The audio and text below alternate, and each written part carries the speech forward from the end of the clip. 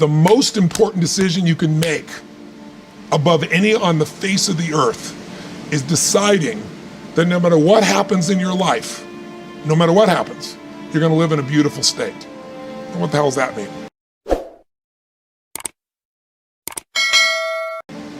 It means that you're not gonna suffer. It means a beautiful state is that you're gonna be happy, but that's only one. Or you're gonna feel creative, or you're gonna be passionate, or you're gonna be in awe of something, or you're gonna feel love. Any state that's a beautiful state is really the core essence of who you are without fear, right? All of our suffering as human beings, and I deal with people all the time. I mentioned to you off camera, two people I coached yesterday. One's a presidential candidate, and the other one is a rap superstar, right? Both in the same day. And without naming any names, people that have everything, by your point of view, most people's point of view, they have the fame and they have the love and millions of people love them and they have great economics, financial freedom, and they have homes and they have the fashion, they have everything, they're the shit.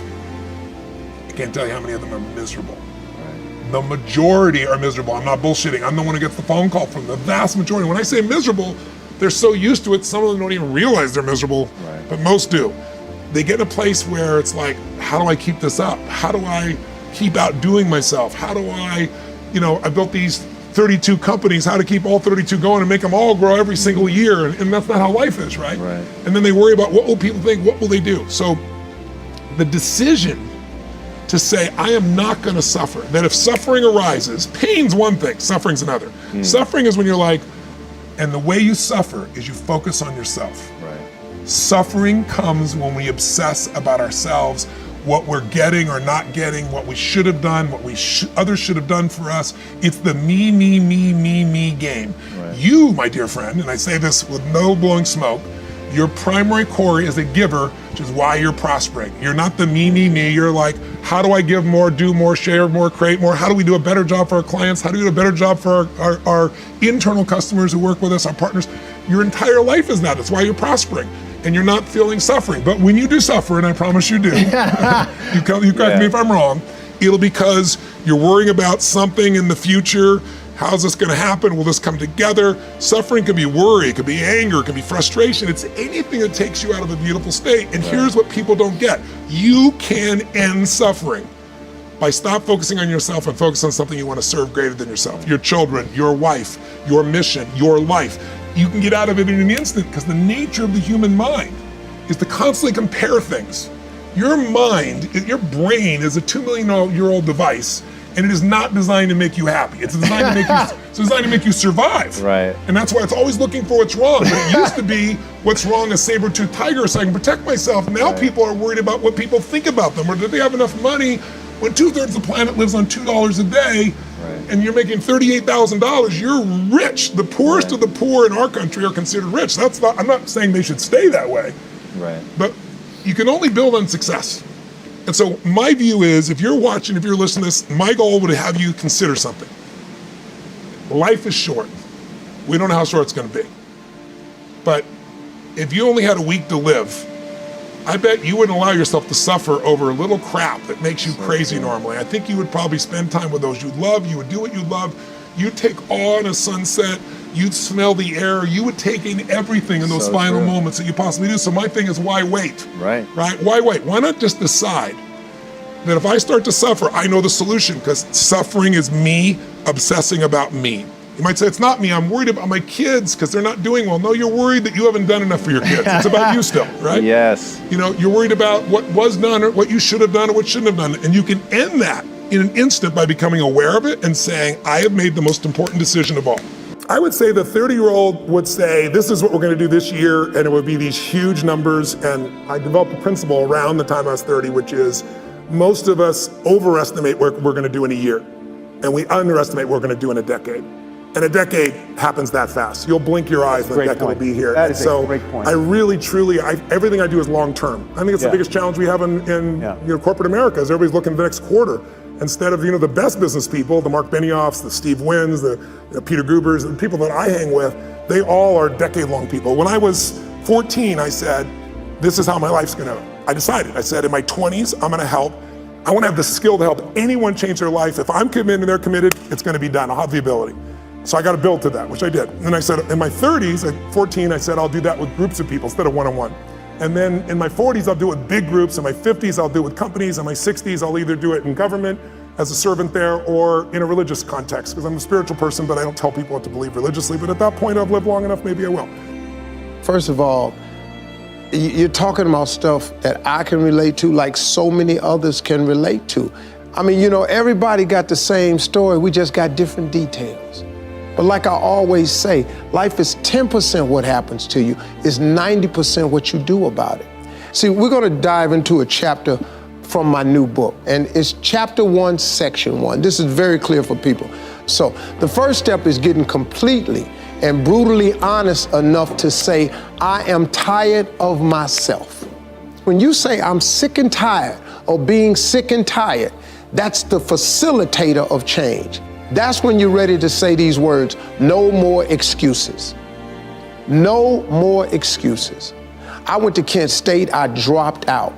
I didn't drop out, I flunked out. Now that threw my life into a spiral, but because I didn't have a college degree, I could not let that stop me. And like you're doing, where you're saying, all my friends at this age are settling in your careers, you don't even know if they're happy or not. Stop comparing yourself to others. So the first thing you do is stop focusing on other people. Instead, focus on being the best version of you that you can. Then you'll recognize that you deserve to sit at the big table with everybody else after you become the best that you can be. Now, once you've accepted that you have as much right to success and much right to succeed as anybody else, the next step is learning how to talk the talk. You have to get fluent in the language of success so you speak it with ease. Surround yourself with people who've accomplished their dreams and immerse yourself in the culture of achievement. You should never judge your success by other people's accolades. You judge your success by God's instruction to your life and how well along you are with that instruction. Because I found out something in life, the average human being is so mediocre that to be a genius, just do a little extra. Y'all missed that. People are so normal. To be an expert, just go 1 inch abnormal, and they think you're great. So don't judge your success by the masses, what they think of you. Judge yourself by what God told you to do. Can I put it another way? When experience is your best teacher, then progress is imprisoned. Experience could be a curse. I've been taught by my parents years ago that experience is the best teacher. I don't believe that anymore. Experience could cause you to stop progressing because you keep judging your dreams by your experience, or your vision by your experience, and you end up saying, I tried that before, or I never saw anyone do it that way. And you begin to use your experience to stop your progress. This is why God always makes history with young people, because old people got too much experience. You all remember the story with David and Goliath? The problem with Saul, who was the king, was he had experience. And he tried to put his experience on David. He told David, wear my armor, wear my shield, use my sword. David put it on David. This thing is too heavy. And he went out and fought the giant with something the giant never saw before. A sling. How do you fight a rock with a sword? The giant says, what is this thing he's using? The giant is trained, experienced with a sword. So he expected an experienced swordsman to come and fight him. But here comes a little boy with equipment he ain't never seen before. We need some people like that in the 21st century, who come with some things that they ain't never seen at the office. Think of some ideas that wreck the whole system. That's why Steve Jobs will always be in history as a great inventor. He keeps defying his own experience. I was reading his watched a documentary on him 2 weeks ago, and they said that when the iPhone came out, they said to him, "That's it. You the ultimate. This is it." He said, "No." And he came up with this idea about the iPad. And he said the people in the company said it will never work. Why? It's an abnormal size. Either you get a computer or an iPhone. Put it in your pocket or put it in your briefcase. He said this thing in the middle ain't gonna work. He says, "Look, we're gonna make this." Now the iPad is the most common machinery people use in the world. Sometimes you got to defy your own board to take progress. Experience, consult your experience, but never let it rule you. I love the phrase willpower, but willpower isn't something you conjure up. Willpower isn't something you drink. Willpower isn't something you download from Google.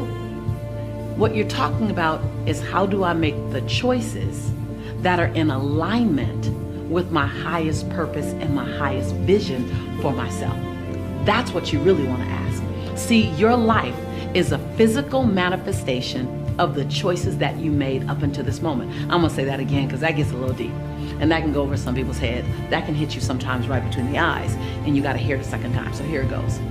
Your life right now, as it exists today, your finances, your weight, your relationships, your career, your self-esteem, your self-image, your spiritual awareness, all of that is a result of the choices that you've made up until this moment, big and small. And just so you know, your life, the way it appears today, is not a result of a few big choices.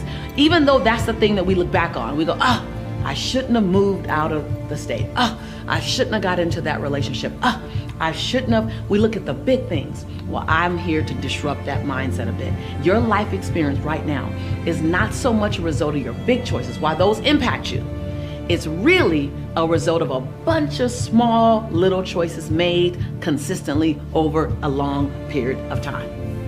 Because those are the habits and the behaviors that you've gotten into. So we can talk about willpower and how do I build willpower, as if it's something that you can flex in the gym or something you can do crunches or abs or triceps and build, but it's not.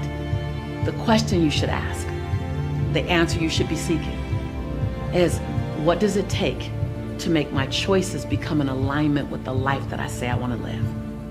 Now, when you say choices, it makes it really sobering, because even when you choose to sit down on yourself, it was a choice. So I ask you in this moment, what will it take you to decide to make the choice today? Don't even think about tomorrow, don't think about next week, but to make the choice today that's in alignment with your health goals. Make a choice today that's in alignment with your financial goals. It's the small things. It's the extra visit to Starbucks. It's the extra biscuit. It's the getting up early. It's 10 more crunches. It's doing squats every time you go to the bathroom. At least that's what I do. I do 10. I do 10 every time I go to the restroom. I'm already there. I'm just going to keep on going just because I want to stay in alignment with my goal. And my goal is to have a body that at least creates a double take or a triple take, maybe. I don't know. I wanted to create a body that is in alignment with my goal. I want to be able to go paintballing with my nephews and my son the way I just did recently. I want to be able to go jet skiing. So when I look at my life and my lifestyle that I want to maintain, it requires me to hike a little longer. It requires me to eat more vegetables and protein. It requires me, my choice of how I want to live requires my alignment in what I put in my body or how I stay active in my body. So when I date, I don't do dinner dates. I'm not interested in doing dinner dates. You want to date me? Let's go on a hike. Let's go skating, ice skating, roller skating. Let's go on a walk. I want active dates in my dating experience because that's in alignment with my life's purpose. So, what are you choosing? Let's not even look at willpower. Let's look at choices. Because choice is something you can control in every single moment. And the choice you made yesterday, if it wasn't in alignment with your greatest goal and your highest purpose, okay, yesterday's yesterday. Make a new choice today. You're not ever condemned or sentenced to making the same choice over and over and over again. Every day, every moment, you have a new opportunity to make a new choice. People are just afraid, man. So many people are afraid of rejection of failure. But without failure, you have no success.